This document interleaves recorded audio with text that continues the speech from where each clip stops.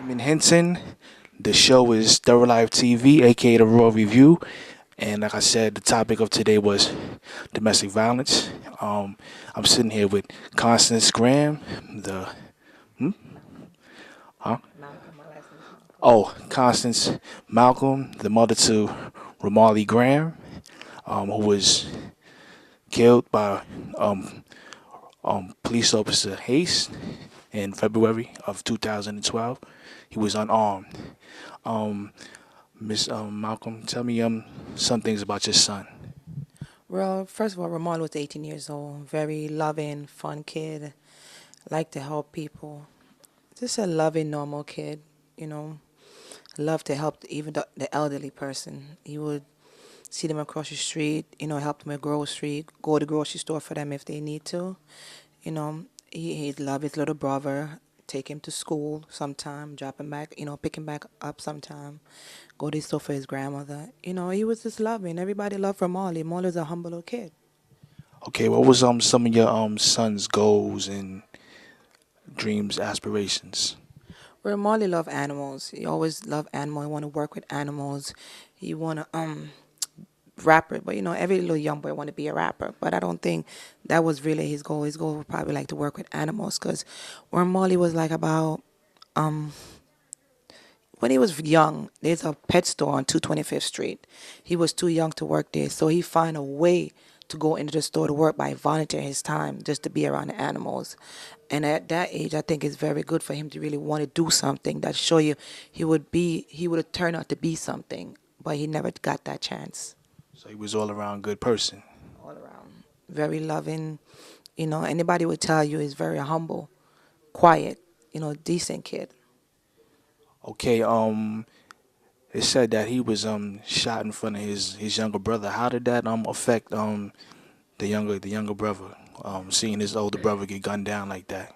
Well, yeah, he was shot in front of my mom and my young son at the time. He was 6 years old. It's affected me a lot because I'm having a lot of problems right now, even in school.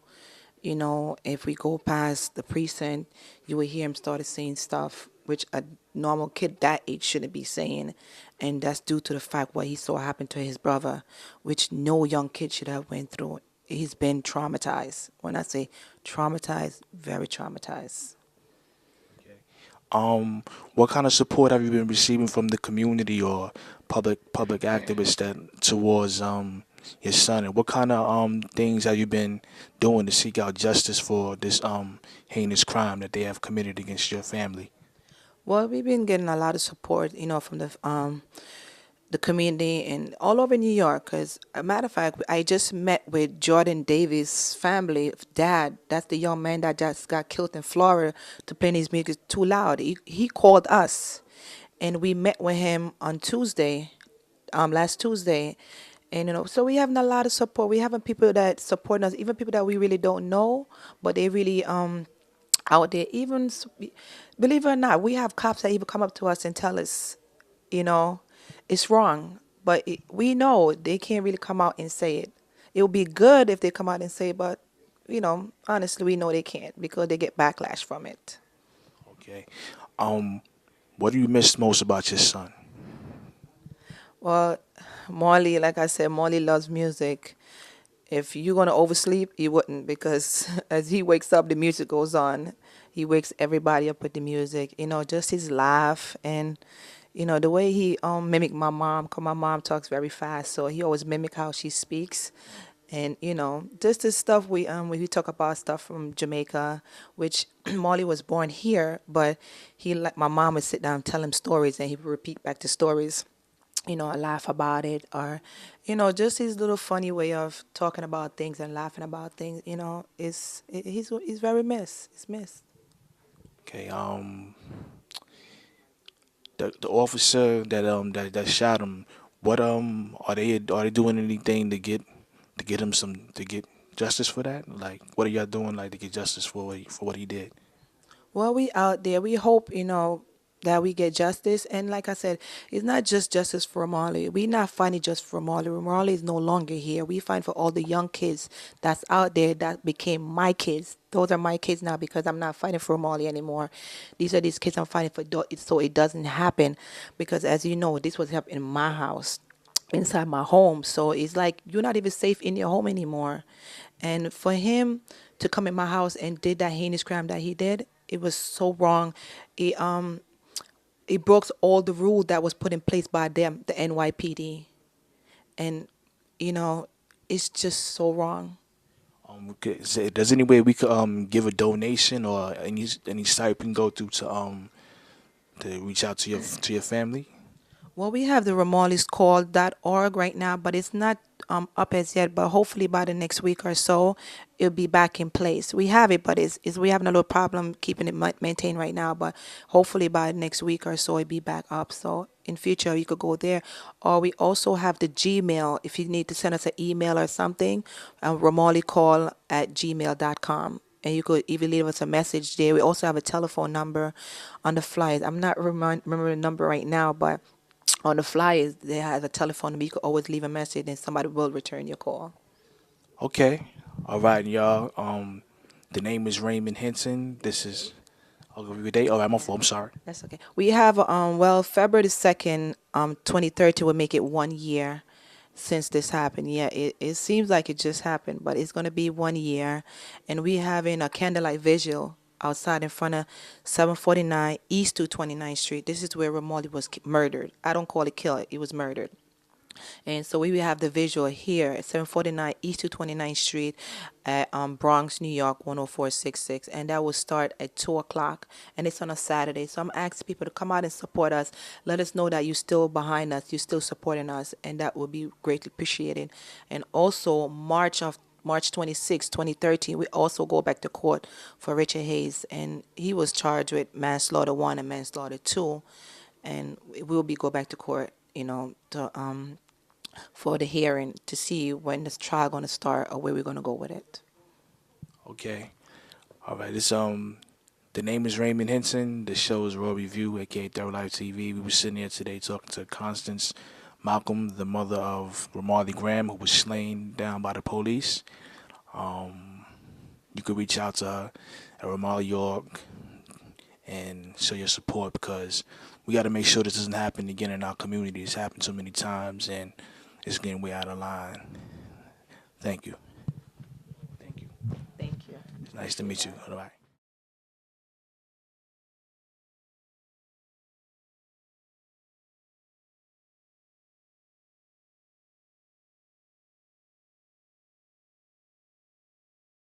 Also, today, I wanted to talk on this topic. It was AIDS awareness.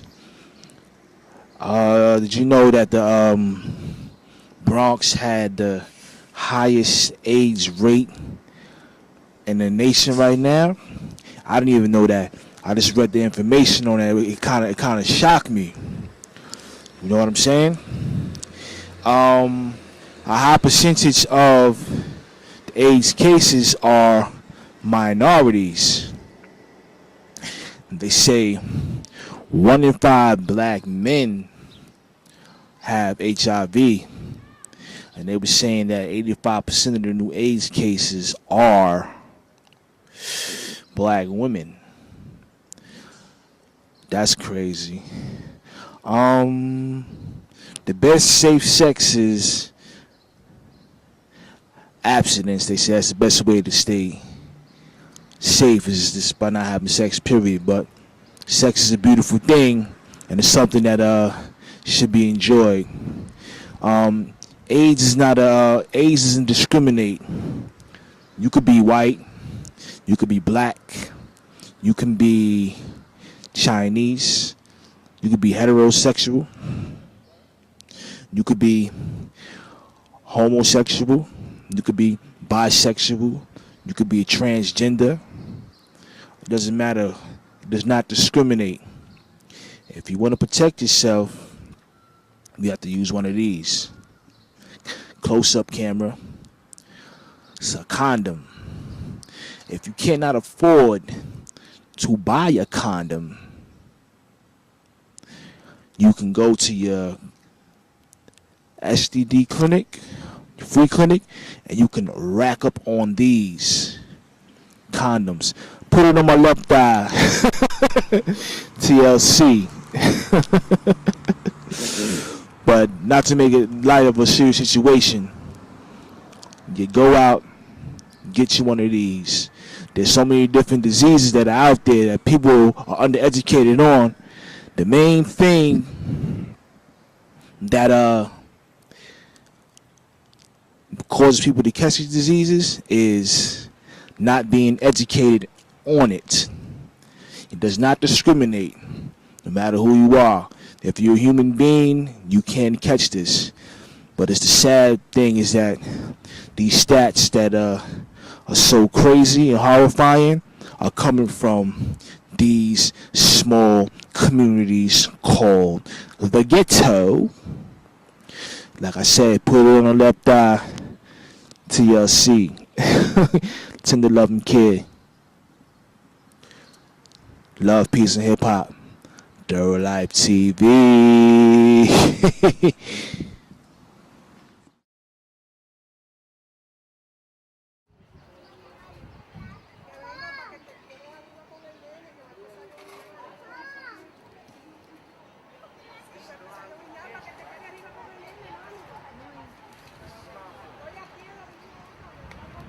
Yes, yes, yes. That long line I just showed you was the line for the food pantry on Prospect Avenue in the South Bronx. Like they said, the South Bronx is going through a food drought. Matter of fact, not the South Bronx, the whole Bronx is going through a food drought. The recession, we feeling it bad out here, but we surviving. I was trying to get somebody to speak, but nobody wants to speak.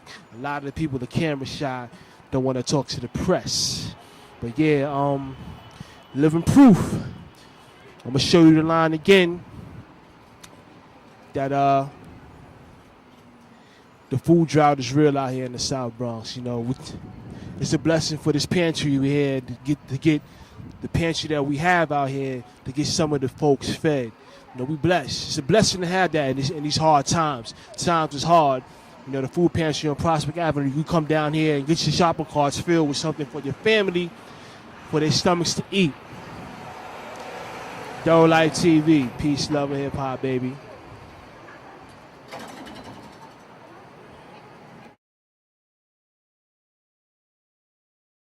Television show with Thorough Life TV, aka The Raw Review. Did you know that the black male is 15% of the male population inside of America today? And we are the majority of the male population in prisons today. 60% of black men in America have a criminal record. And did you know that there was more men in prison than there was slaveries in the 1800s? More black men in prison than there was slavery in the 1800s. And we have the highest dropout rate as well. But 1/3 of our dropouts under the age of 40 will be incarcerated. And in 1968, it was predicted that more than 20% of the black American population would be incarcerated. Is it a racial matter? I'll let you call it. Is it some new form of slavery, some sort of silent genocide? I'll let you call that as well. But the stats don't lie. I didn't write the stats. I didn't make the books, so those are the stats. America is one of the greatest countries in the world. Ain't no other powerhouse better than her. But her saddest story in history is the black man's plight. Peace, love, in hip hop. Hip hop.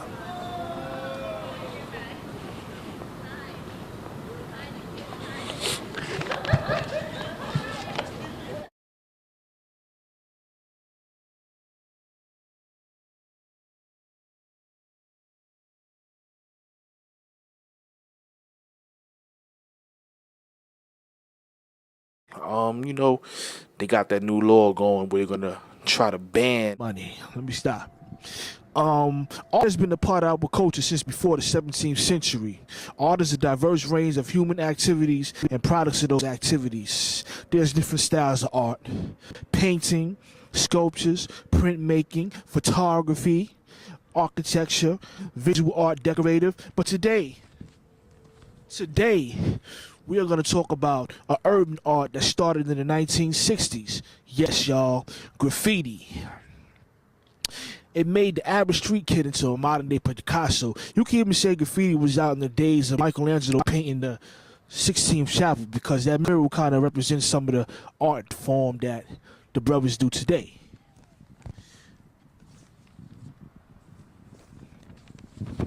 In 1960, in 1960, graffiti was used as a form of political expression by activists. Also used by gangs to mark territory, graffiti originated in Philly. Bombing writers Cornbread and Cool Earl went about writing their names to gain attention from the press and the community. Around 1970, the center of graffiti moved to New York City, where writers followed in the wake of Taki 183 and Tracy 160. They would put their nicknames and numbers on trains, bombing trains with their work. Bubble lettering came into the play inside New York, which was used by a lot of the early trendsetters in the 1970s. But it was in 1983, the film Wild Style was widely regarded as the first hip-hop motion picture which featured prominent figures within the New York graffiti scene. In the book, Subway Art was a documentary. Style Wars were also some of the first ways that the mainstream public were introduced to hip-hop and graffiti.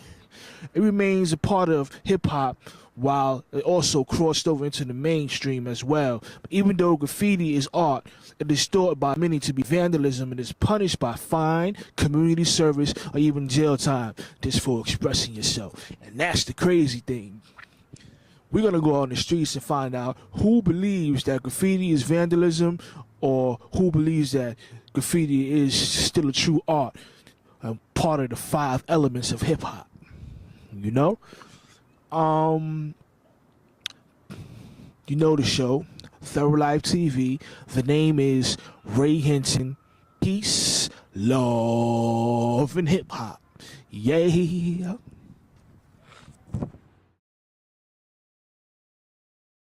Back into Thorough Life TV, aka the Raw Review. You know the host with the most. The name is, you know it. I say it a million times, so I ain't gonna say it again.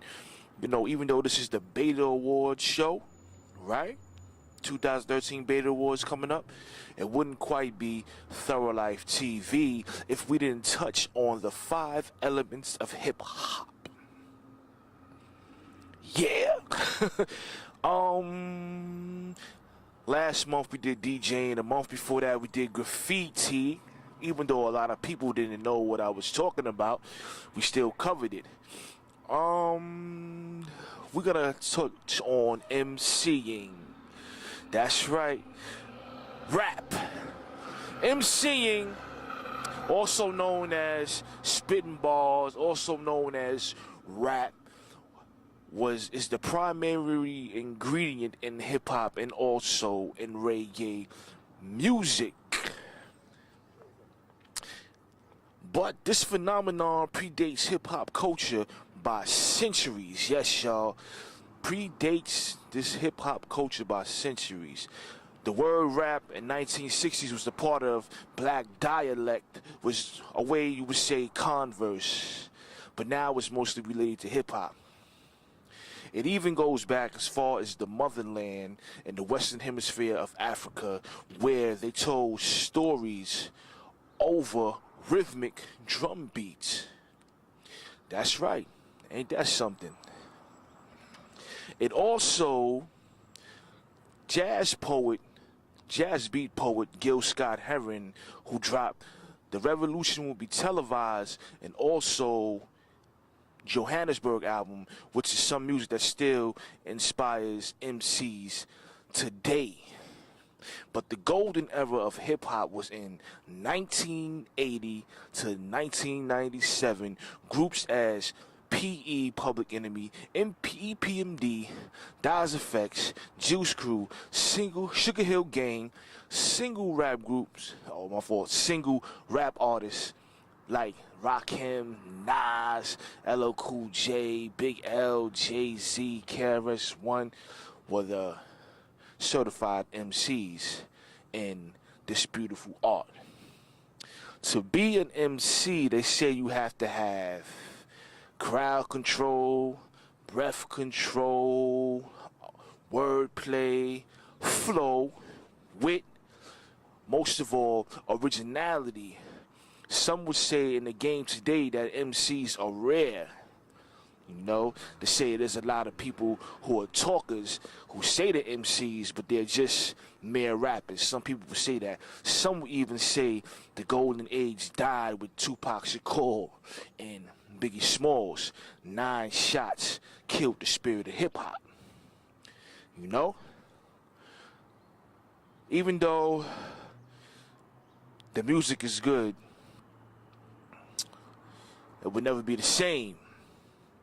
An art that never would die, but it would never be the same. God, oh God, the golden days are gone. Will they ever come back? I don't know. I'll let you be the judge of that. You just tuned into Third Life TV, a.k.a. The Raw Review. The name is Ray Hinton. 5 elements of hip-hop. Peace, love, and hip-hop. Vote for us. Beta Awards.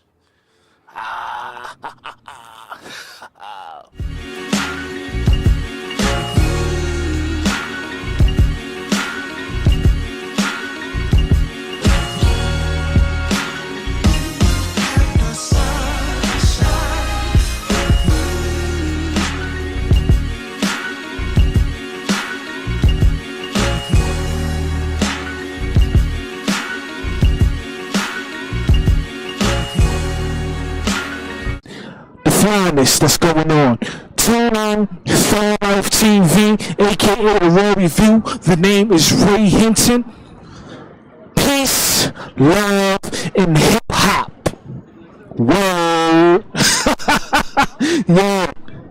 How to go to for you to B-boy stance. Alright? Stancing on them.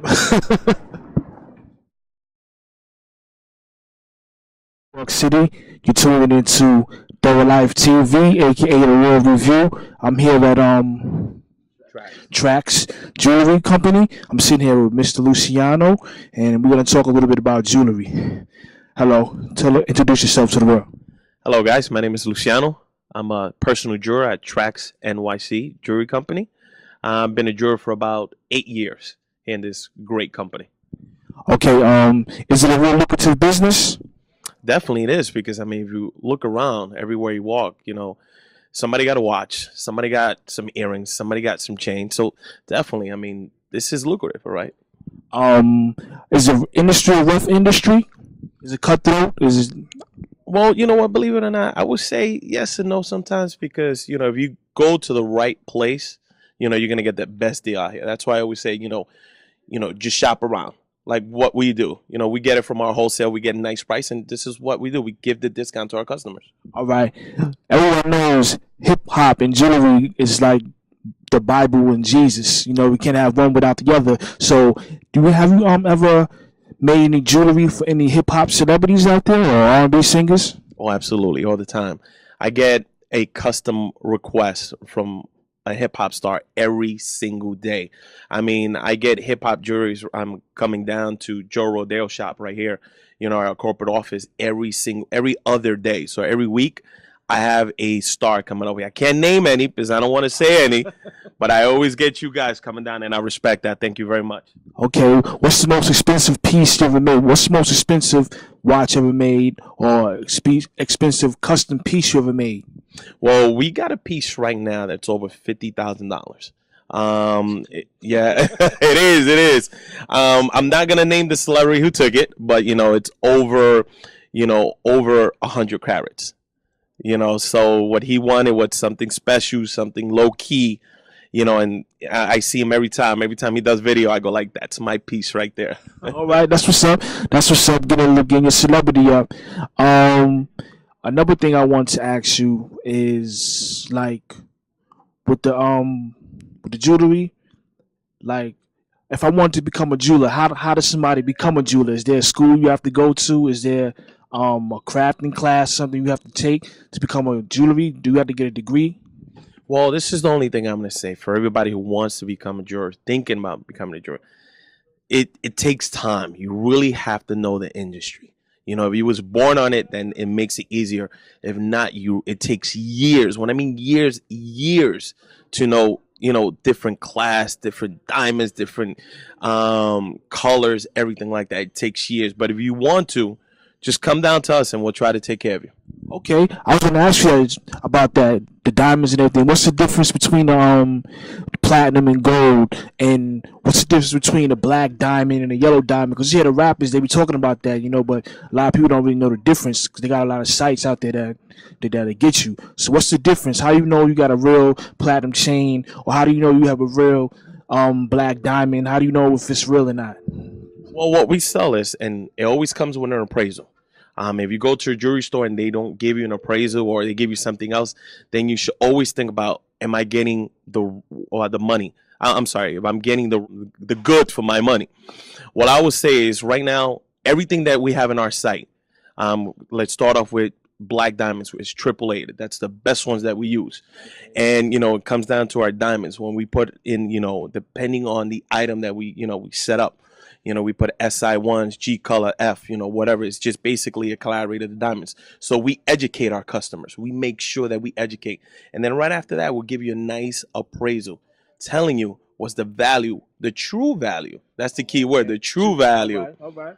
If you would have went to a jewelry store and how much you would have been spending over there. Okay, I seen your website. I'm going to tell people more about your website. You have some real good stuff on there, and I mean, it's a good website. You want to tell the people about your website where they could go see some of your stuff? The prices are excellent. Absolutely. Come check me out. It's Tracks NYC. I have over 1,000 watches.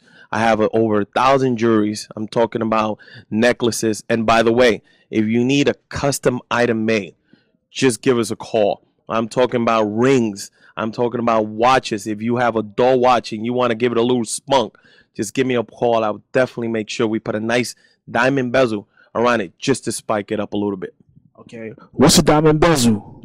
Well, basically, it's just, for example, I have a watch here. So it's just a plain old watch. My bezel is the face of the watch. So I'll be able to put nice diamonds just for the watch to actually come out. Okay, that's really informative. For those who want to know more about jewelry, you hear about it in the songs. You never really get a chance to sit down and really talk to a jeweler.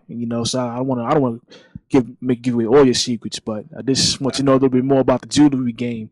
But here it is, Tracks. Remember, guys, Tracks NYC. Track.